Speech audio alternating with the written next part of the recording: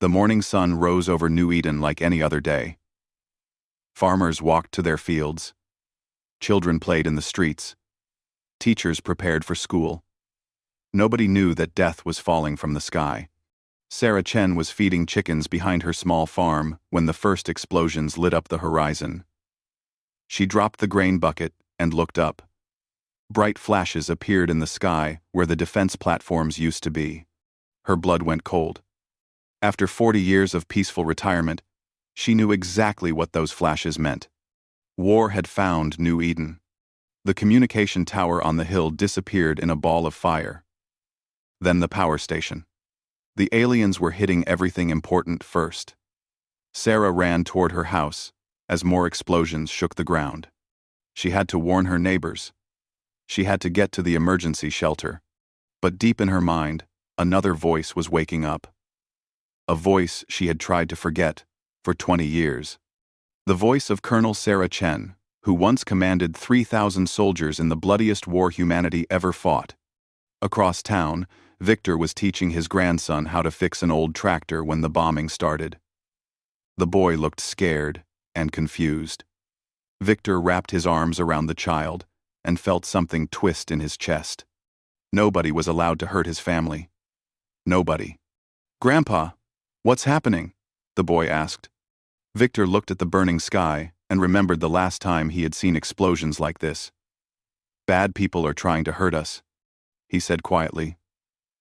"But don't worry. Grandpa knows how to make bad people go away." The alien ships came down through the smoke like giant metal birds. They were black and covered in sharp edges. Gun turrets stuck out from their sides like teeth. The ships landed in the open field outside town and began opening their doors. Marcus Webb, the town pastor, was leading morning prayers when the ceiling started shaking. Dust fell from the beams. His congregation looked terrified. But Marcus wasn't thinking about prayers anymore. He was thinking about the other life he used to live. The life where he convinced enemy soldiers to surrender before they had to die. "Everyone to the basement," he told his people. "Stay quiet. Stay together. I'll be back." He went to his office and opened an old wooden box hidden behind his desk. Inside was something he hadn't touched in 15 years. A small radio that could reach frequencies most people had forgotten existed. The HFY warriors came out of their ships in perfect formation. They were 7 feet tall, with thick green scales and yellow eyes. Each one carried a weapon that could cut through steel. Their commander, war leader Thakmor, stepped onto human soil and breathed deeply. This would be easy. His intelligence report said New Eden was just farmers and old people, weak humans who would surrender as soon as they saw real warriors. The HFY had conquered 12 worlds this year. This little farm planet would be number 13. "Begin the ground assault," Thakmor ordered. "Standard pacification protocol. Round up the leaders. Kill anyone who resists. We finish this before sunset." His soldiers moved toward the town in 3 groups. They expected to find humans running and screaming. They expected to see white flags and begging. What they found was very different. The first group reached Main Street and started checking houses. The street looked empty. Too empty. Something felt wrong, but they couldn't say what. Then the windows exploded. Bullets came from everywhere at once. Not random shooting, but careful, planned fire that hit exactly where HFY armor was weakest. 3 warriors fell before they could even raise their weapons. "Contact!" the squad leader screamed into his radio. "We're taking fire from multiple positions." But his radio was dead. Someone was jamming their communications. Sarah Chen crawled along her roof with an old hunting rifle. She had already killed 2 aliens from her bedroom window. Now she was moving to a better position. Her hands remembered how to hold the weapon. Her eyes remembered how to find targets. Her heart remembered the cold feeling that came with taking lives. She wasn't a farmer anymore. She was a soldier again. Victor had sent his grandson to the deep shelter under the school. Now he was in his workshop, making things that went boom. His hands worked quickly, connecting wires and mixing chemicals. The aliens had better weapons and armor, but Victor knew how to make their advantages disappear. He knew how to turn their strength into weakness. 40 years ago, he had been the best demolition expert in the human military. Today, he was just an old man who wanted his grandson to be safe. The HFY second group tried to flank around the east side of town. They moved carefully, watching for snipers. They didn't see the tripwires until it was too late. The explosion threw 2 warriors 30 feet through the air. The others hit the ground and looked for cover. But there was no cover. Someone had planned this perfectly. Someone who knew exactly how soldiers would react. War leader Thakmor watched his tactical display with growing confusion. His warriors were elite troops. They had crushed human colonies before. But somehow, these farmers and shopkeepers were fighting like trained soldiers. They knew where to hit. They knew when to move. They knew how to kill. "Sir," his communications officer said, "we're losing contact with ground teams. Someone is targeting our radio frequencies." Thakmor's yellow eyes narrowed. This was supposed to be simple. Humans were supposed to be weak. As the sun set on New Eden, the HFY had taken only 2 buildings. They had lost 37 warriors. The humans hadn't asked for mercy once. Something was very wrong with this colony. In her basement command post, Sarah looked at the tactical map she had drawn on an old table. Red marks showed where the aliens had landed. Blue marks showed where her people were fighting. Green marks showed the traps they had set. Tomorrow would be harder. The aliens would be more careful, more angry. But Sarah Chen smiled for the first time in 20 years. Let them come. The second day began with more alien ships falling from the sky. War leader Thakmor had called for help. What should have been a quick victory had become a bloody mess. The humans were fighting with skills that made no sense. Sarah Chen crawled through the old drainage tunnels under the town. She knew every pipe and passage by heart. 20 years ago, she had memorized these plans when she first moved to New Eden. Old habits died hard. She reached the tunnel exit near the school and carefully looked outside. 3 HFY warriors were setting up a machine gun position. They thought they had found a safe spot. They were wrong. Sarah aimed her rifle and fired 3 quick shots. All 3 aliens fell. She was already moving to the next position before their bodies hit the ground. The enemy would find the bodies in 10 minutes. By then, she would be somewhere else entirely. As she moved through the shadows, Sarah remembered another battle from long ago. The siege of Europa Station, where she had held a single corridor against 200 enemy soldiers for 6 hours. Everyone said it was impossible. Everyone was wrong. Her radio crackled softly. "Ghost Leader. This is Hammer. Package delivered to Target 3. Sarah smiled. Victor was using their old call signs from the war. Some things never changed. Victor Kozlov had just finished placing his surprise in the alien supply depot. The HFY thought their landing zone was secure. They had guards and sensors and force fields. But they didn't have anyone watching the old sewer system that ran right under their feet. Victor had crawled through worse places than a sewer. During the android rebellion, he had spent 3 days in the waste processing center of a space station, waiting for the perfect moment to blow up the robot command center. The memory made him angry. The androids had killed so many good people, just like these aliens were trying to kill his neighbors, trying to hurt his grandson. He set the timer for 30 minutes and crawled away. The explosion would destroy their food, their medicine, and their spare ammunition. Let them try to fight when they were hungry and desperate. On the other side of town, Marcus Webb was doing something even more dangerous. He was talking to the enemy. Marcus sat in front of an old radio transmitter he had built in his church basement. His voice went out on all HFY frequencies, speaking their language perfectly. He had learned it 40 years ago, when his job was breaking enemy morale. Kethvar soldiers, he said in their harsh, clicking tongue. You came here to fight farmers. But farmers do not fight like this, do they? You know what you are really fighting.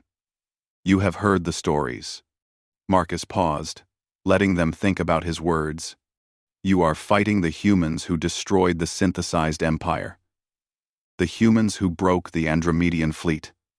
The humans who made the galaxy afraid of a single word. Earth. Earth. Earth. In the Kethvar command post, war leader Thokmor listened to the broadcast with growing unease. How did a human colonist know military Kethvar? How did he know about battles that happened before this colony was even built? Sir, his intelligence officer said, I've been reviewing the colonist records. There are inconsistencies. Thokmor looked at the datapad. According to official records, New Eden was founded by civilian families seeking agricultural opportunities. But the intelligence officer had dug deeper. Sarah Chen, listed as a farmer. But her medical records showed old combat injuries that matched battle wounds. Her purchase history included books on military tactics and weapons maintenance. Viktor Kozlov, listed as a mechanic. But he had ordered chemicals that could only be used for making explosives. His workshop was built like a fortress, with hidden escape routes and reinforced walls. Marcus Webb, listed as a religious leader. But he spoke 17 languages, including several that were classified military secrets. Find out who these humans really are, Thokmor ordered. I want to know everything. But some of his warriors already knew. The older ones, who had fought in the border wars, whispered stories around their campfires. Stories about human soldiers who never surrendered, who fought like demons, who turned every retreat into an ambush and every defeat into a trap. Young Kethvar had laughed at those stories. Humans were weak. Humans were soft. The young warriors weren't laughing anymore. Dr. Elena Vasquez was treating wounded colonists in the school medical center when her patient grabbed her arm. Doc, the injured farmer whispered. Is it true? Are you really the angel of Proxima? Elena looked into his eyes and saw the same expression she had seen 1,000 times during the war. Hope mixed with desperation. The look of someone who needed to believe that heroes were real. I'm just a doctor, she said quietly. But she wasn't just a doctor. During the Proxima campaign, she had performed surgery while enemy shells exploded around her. She had saved lives in situations where saving lives should have been impossible. The soldiers called her the Angel of Proxima because she never gave up, never lost hope, never let anyone die if she could help it. Now she was doing it again, treating gunshot wounds with equipment meant for farming accidents, operating on kitchen tables, making miracles happen with willpower and medical knowledge. The wounded farmer smiled. I knew it. I knew you were special. Elena finished bandaging his arm. Through the window, she could see fires burning across the town. Young people who had only known peace were now learning about war. But they were learning from teachers who had mastered the subject long ago. As night fell on the second day, war leader Thokmor studied his casualty reports. He had lost over 100 warriors. His supply depot was destroyed. His communications were being jammed by someone who understood Kethvar technology better than most Kethvar. Worst of all, his soldiers were starting to break. The tough veterans who had conquered worlds were becoming afraid of elderly humans. In her command post, Sarah Chen looked at her own reports. 3 colonists dead. 7 wounded. The aliens had better weapons and more soldiers. But the humans had something more important. They had experience. They had skill. And they had something to protect. Sarah picked up an old photograph from her desk. It showed her unit from the Europa campaign. 36 soldiers who had faced impossible odds, and won. Half of them were dead now. The other half lived quiet lives on places like New Eden. But war had found them again. And when war found old soldiers remembered who they used to be. Outside, Explosions lit up the night sky. The battle was just beginning. By the third day, war leader Thakmor knew he was in serious trouble. The simple colony raid had become a nightmare that wouldn't end. His superiors were asking hard questions. Why was it taking so long to defeat a handful of farmers? He couldn't tell them the truth. He couldn't explain that these farmers fought like the legendary human soldiers from the history books, the ones that made other species check under their beds at night. More ships arrived with fresh troops. Thakmor now had 3,000 warriors, enough to conquer a small planet. But every time his forces advanced, more of them died. The humans seemed to know exactly where they would attack and how to stop them. Sarah Chen stood in what used to be the town library, now converted into a command center. Maps covered every wall. Radio equipment hummed quietly in the corners. Her staff moved around her with the smooth efficiency of people who had done this work before. But they weren't her staff. They were the librarian, the banker, the woman who ran the flower shop. All of them, hiding terrible secrets. Ghost leader, called James Park. The former banker. Satellite 3 is in position. Sarah nodded. James had been a communications specialist during the Void War. His job was intercepting enemy signals and turning their own technology against them. Now, he was using that skill to give the defenders eyes in the sky. Copy, Com Chief. What do you see? Large formation moving on the East Road. Looks like they're planning to hit the school. Sarah smiled grimly. Let them come to the school. Victor had been very busy there. Viktor Kozlov watched the alien column approach through his rifle scope. 50 warriors with heavy weapons, moving in perfect formation toward the building where New Eden's children used to learn about art and music. Now those same children were safe in the deep bunkers, and the school had become something very different. Victor pressed the detonator. The road exploded in a chain of blasts that threw alien warriors through the air like toys. The ones who survived the first explosions found themselves trapped in a killing zone that Victor had spent 2 days preparing. Hidden machine guns opened fire from the school windows. Not random shooting, but precise bursts that hit the aliens exactly where their armor was weakest. Victor had studied Kethvar equipment for decades, waiting for a day he hoped would never come. The surviving aliens tried to retreat, but retreat was impossible. Victor had mined every escape route, trapped them in a box with no way out. 20 minutes later, the road was quiet again. 50 alien warriors had become a lesson in why you should never corner an expert in making things explode. Across town, Dr. Elena Vasquez was teaching a different kind of lesson. 3 young Kethvar soldiers had broken into her medical center, looking for easy hostages. They expected to find a helpless human doctor. Instead, they found someone who had spent 30 years learning how to kill as efficiently as she saved lives. The first alien died before he knew she was there. A surgical knife between the armor plates, cutting exactly the right nerve. The second one had time to scream before Elena broke his neck with moves she had learned in special forces training. The third alien dropped his weapon and tried to surrender. Elena looked at him with cold, professional eyes. During the Proxima campaign, she had been a healer. But before that, she had been something else. Something darker. You came to hurt my patients, she said quietly. The alien never left the medical center. Marcus Webb was fighting his own kind of war from the church basement. His radio broadcasts were driving the Kethvar crazy. Every frequency they used, his voice was there, speaking their language, getting inside their heads. Day 3, he said into the microphone. How many of your friends are dead? How many more will die before you admit the truth? He switched frequencies and continued. You didn't attack a farming colony. You attacked a retirement home for human soldiers. The most dangerous humans in the galaxy came here to grow vegetables and teach children. You woke them up. You reminded them what they used to be. In the Kethvar camp, young warriors looked nervously at their weapons. The human voice seemed to be everywhere, speaking impossible truths. Your war leader knows, Marcus continued. Ask him about the Europa campaign. Ask him about the siege of Proxima. Ask him why the Galactic Council made laws about fighting humans. War leader Thakmor tried to shut down the broadcasts, but his communication experts couldn't find the source.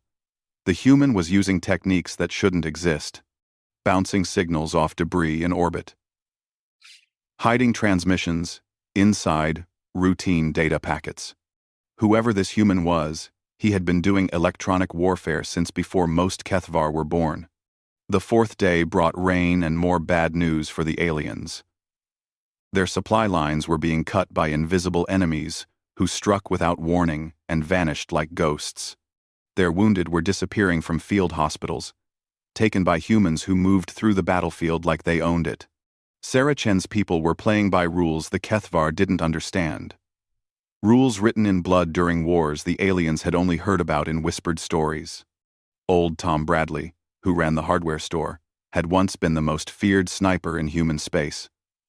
Now, he was teaching Kethvar warriors about fear from 800 yards away.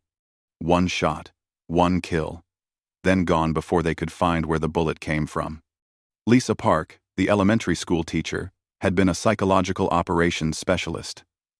Now, she was leaving messages for the aliens to find. Messages that told them exactly how many of their friends were dead and exactly how they had died. The Kethvar were starting to break.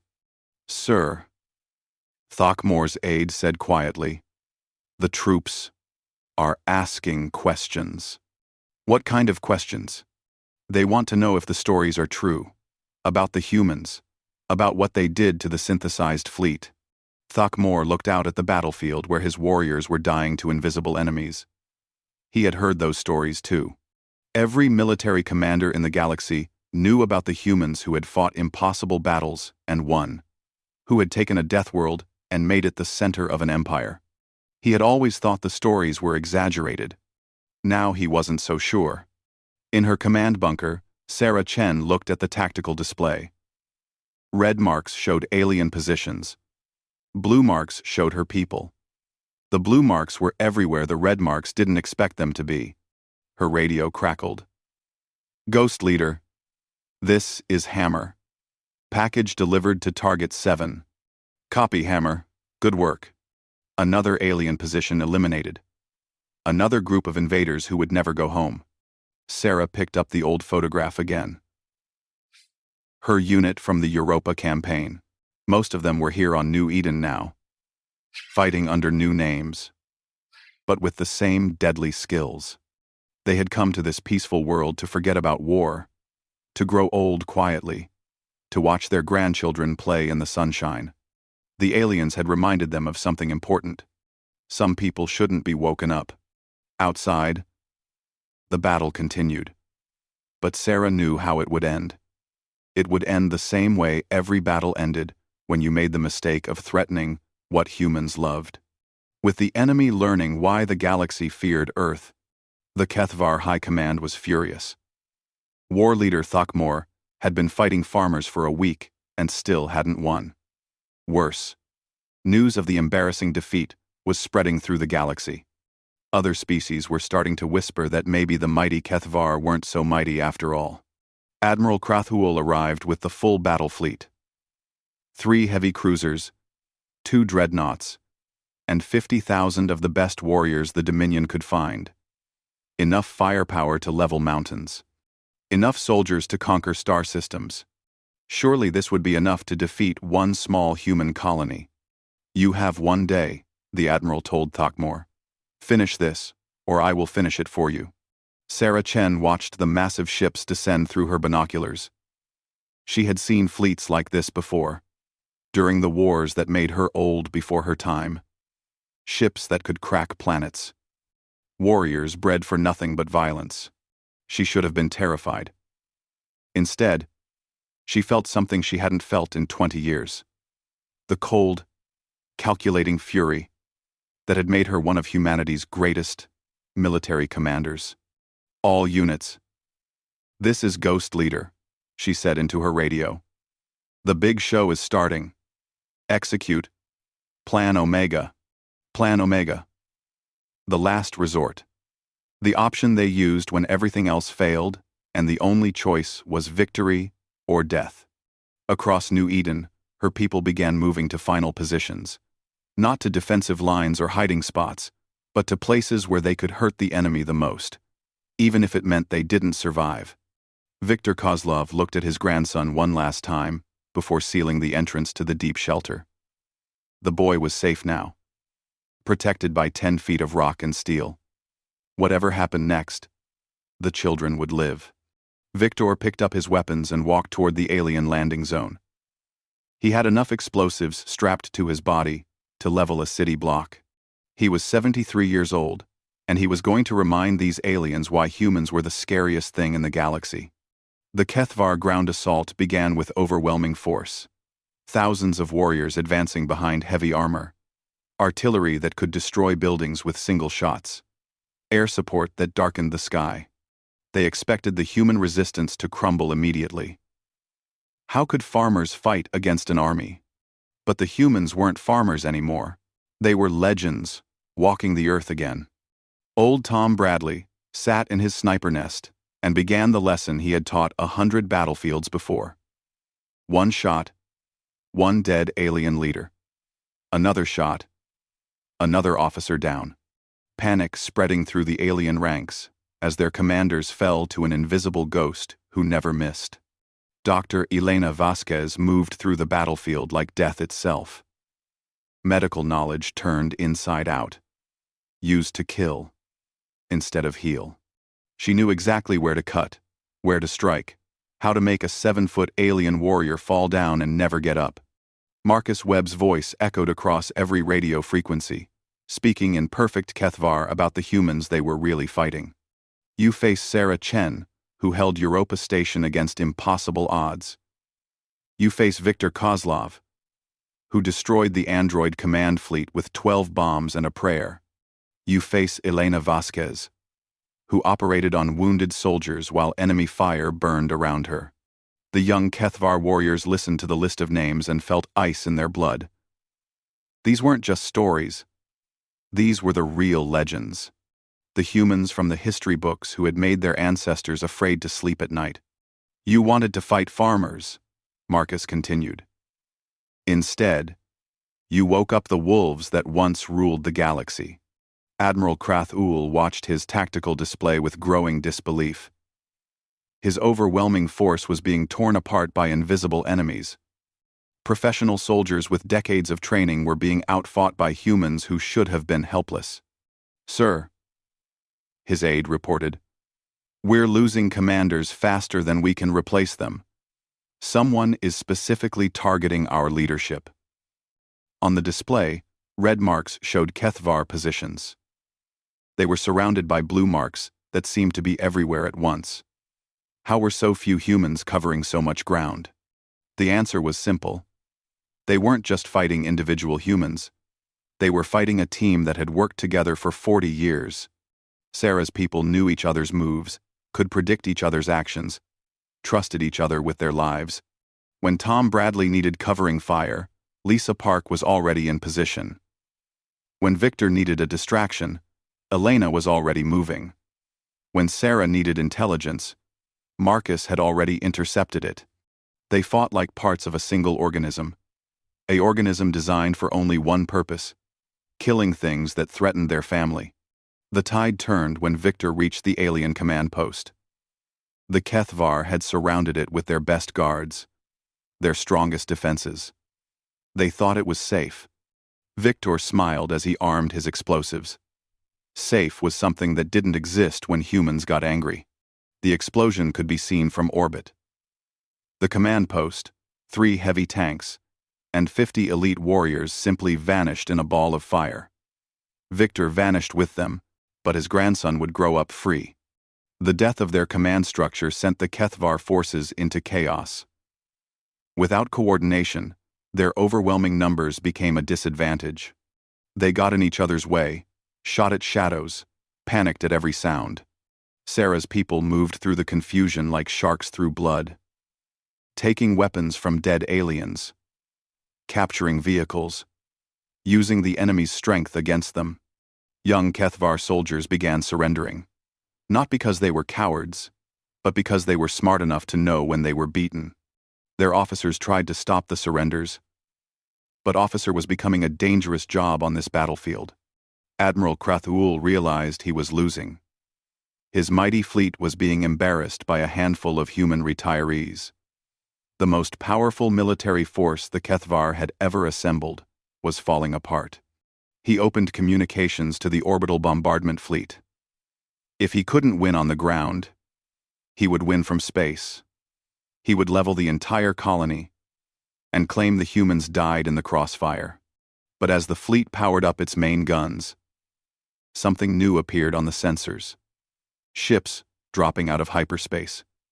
Human ships, with weapons already charged and targeting systems locked on. Admiral Diana Reyes looked at the tactical display from her flagship's bridge. She had served with many of New Eden's defenders during the old wars. She knew exactly what they were capable of. What she saw on the planet's surface didn't surprise her. A few hundred veterans had held off an entire alien fleet for a week. They had turned a peaceful farming colony into a graveyard for invaders. All ships, she ordered.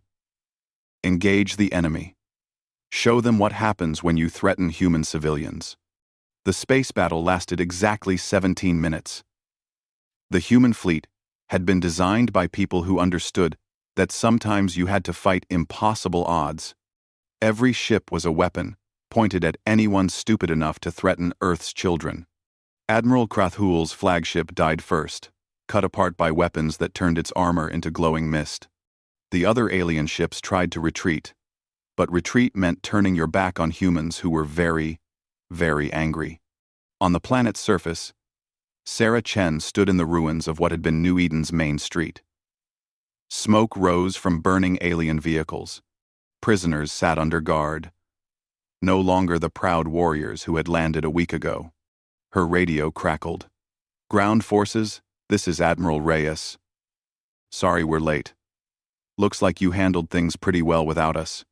Sarah looked around at her people. Veterans who had tried to retire, tried to forget, tried to live peaceful lives. The war had found them anyway, and they had remembered who they used to be. "Copy that, Admiral. We had everything under control." It wasn't bragging. It was just the truth. They were human. This was what humans did. 3 months after the battle, New Eden looked very different. The farming equipment was still there, and the gardens still grew. But now, there were other things too. Training grounds where young humans learned lessons their grandparents had hoped they would never need to know. Sarah Chen walked through the memorial garden where they had buried Victor and the 12 other defenders who didn't survive the siege. Each grave had a simple stone with a name and dates. Nothing about their military service. Nothing about the wars they had won or the enemies they had defeated. But everyone who lived on New Eden knew the truth now.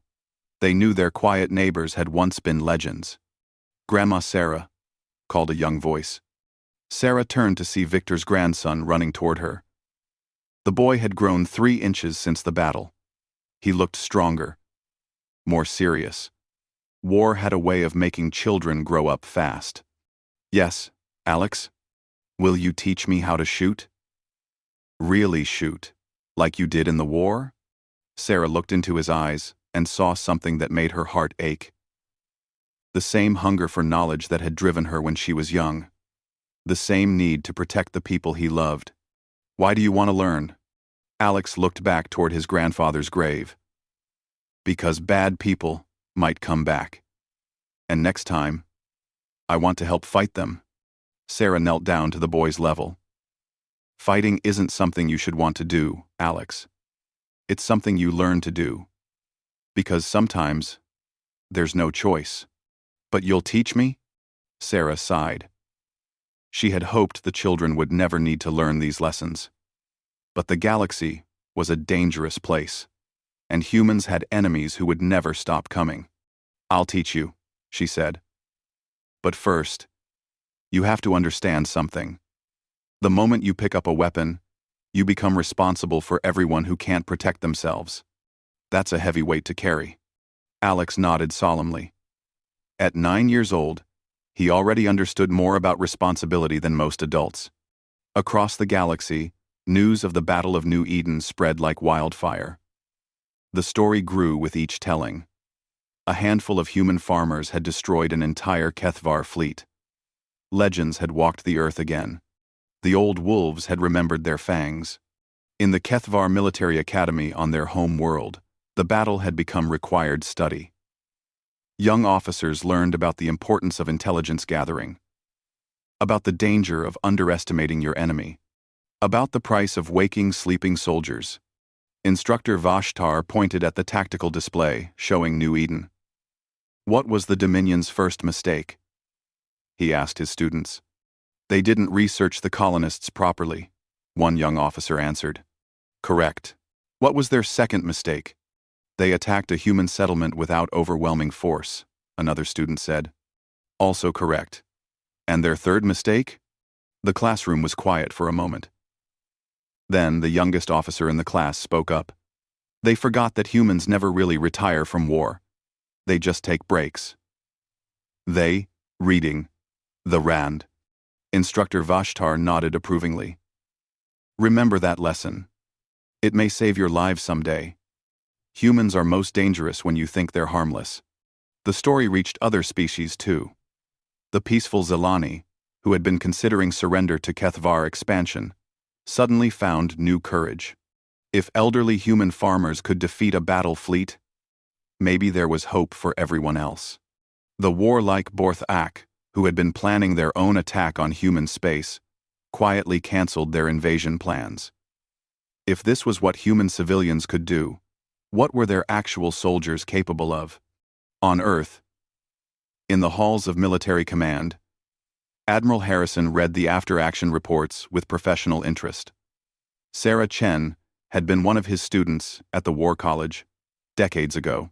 He had always known she was special, but even he was impressed by what she and her people had accomplished. Sir, his aide asked, should we offer them official recognition? Military honors for their service? Admiral Harrison shook his head. They don't want recognition.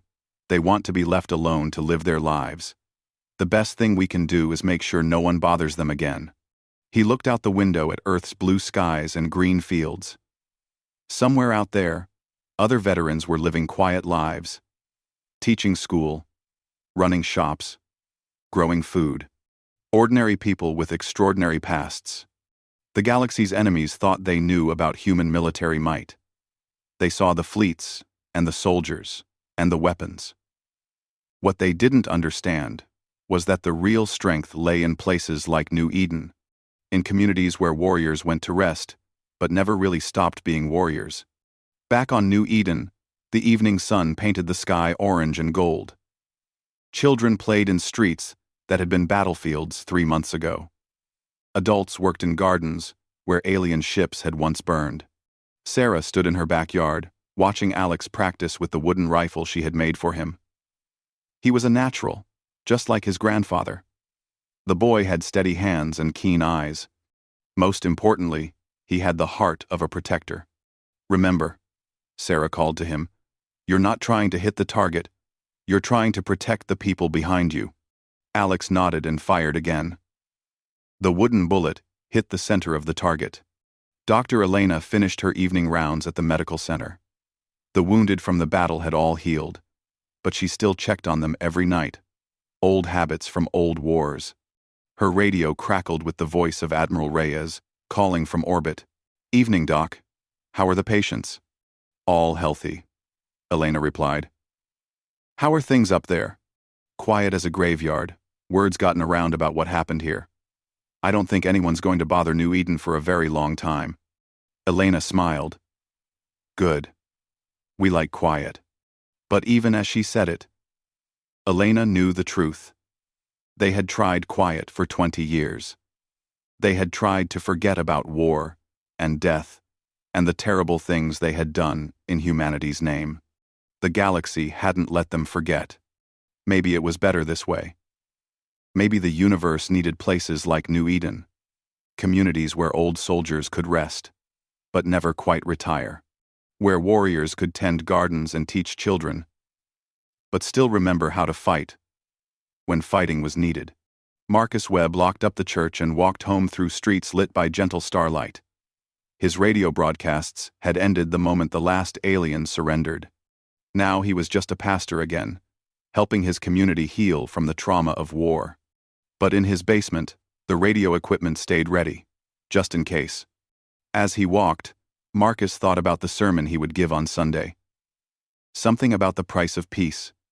About the people who stand guard in the darkness so others can sleep safely. About the old wolves who never really forget how to hunt. New Eden was peaceful again. Children laughed in the playgrounds. Farmers worked in the fields. Teachers taught lessons about art and music and mathematics. But everyone who lived there now understood something important. Peace wasn't free. It was bought with the blood and sacrifice of those willing to fight for it. And when the next threat came, because there would always be a next threat, the wolves of New Eden would be waiting. Some soldiers never really retire. They just take longer naps between wars.